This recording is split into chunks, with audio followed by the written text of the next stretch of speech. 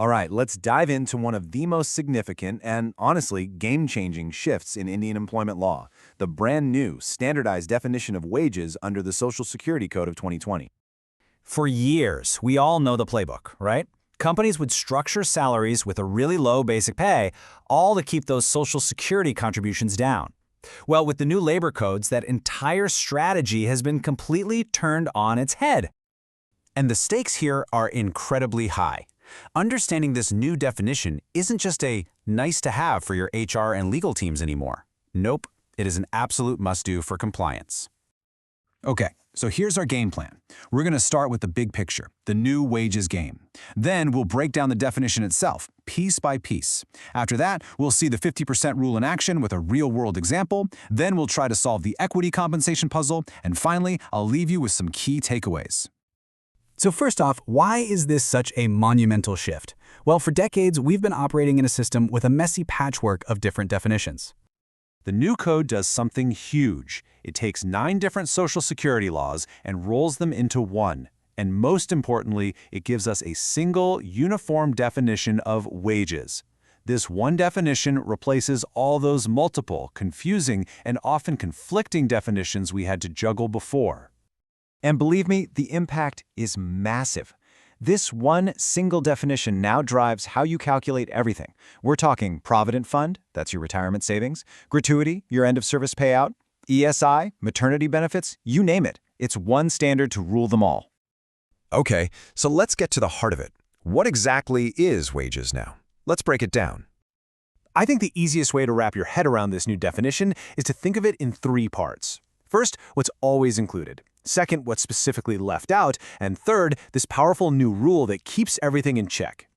Part 1, the core inclusions. This is the easy stuff. This is the foundation of the salary. Your basic pay, your dearness allowance, and any retaining allowance. Simple enough, right? This is the bedrock. Next up, you've got the exclusions. The code gives a whole list of things that, by default, don't count as wages. Things like your bonus, HRA, travel allowances, and even the employer's own PF contributions. And let's be honest, this is the list that's been used for years to keep that wage base low. And this is the part that changes literally everything. The code doesn't just list these exclusions and walk away. It puts a hard limit on them. And this brings us to the most powerful piece of this new law. The one number you absolutely have to remember from all of this is 50%. This is the new magic number for payroll compliance in India. So here's the 50% cap rule, and it is a total game changer.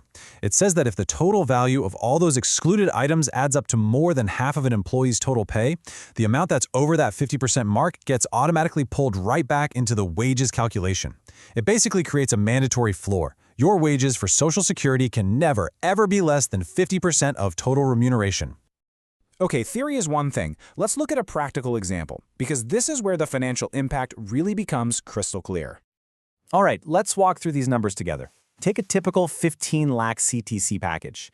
Under the old structure, maybe you had a 35% basic. That means your wages for PF and gratuity would have been 5.25 lakhs. But now, look at the new code.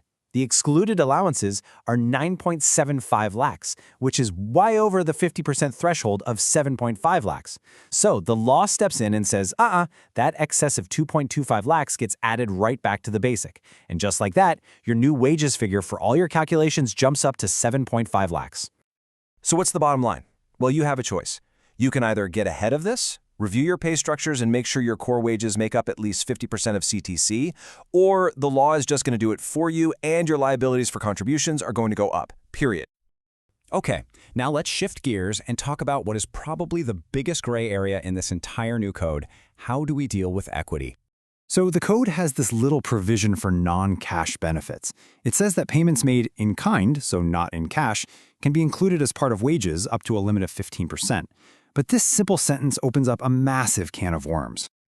And the question on everyone's mind is, does remuneration in kind cover things like company shares, RSUs, or ESOPs? I mean, just reading it plainly, it seems like it should. They are benefits you get for your work. The huge problem? The code gives zero clarification. And this is where the real compliance headache begins. Because even if you decide equity should be included, how in the world do you value it? Do you follow the tax law approach and value it when it's exercised? Or do you follow accounting standards and value it at the date of grant? The law is completely silent, leaving employers with no clear path forward. Look, for right now, this whole area is a live interpretive minefield. That's the only way to describe it. The best advice I can give is to treat this as a major compliance risk and keep your eyes peeled for any future rules, clarifications, or court cases that might give us some answers. So, let's wrap this up. What do you need to do now? What are the most critical takeaways for your organization? Here's your 3-point action plan. Number 1, acknowledge the new reality. There is a 50% floor for wages, and it's not going away. Number 2, you must review and re-engineer. Audit your salary structures, especially the ones with low basic pay, and figure out what your increased PF and gratuity costs are going to be. And number 3, track the gray areas. Treat equity and other in-kind benefits as a serious compliance risk and monitor for any and all official guidance. And that really is the fundamental question, isn't it? The entire rulebook has been rewritten, and it forces a complete reevaluation of your compensation strategy. The question every HR head, every CFO, and every lawyer in India needs to be asking right now is this: what hidden liabilities are lurking in our current pay structures?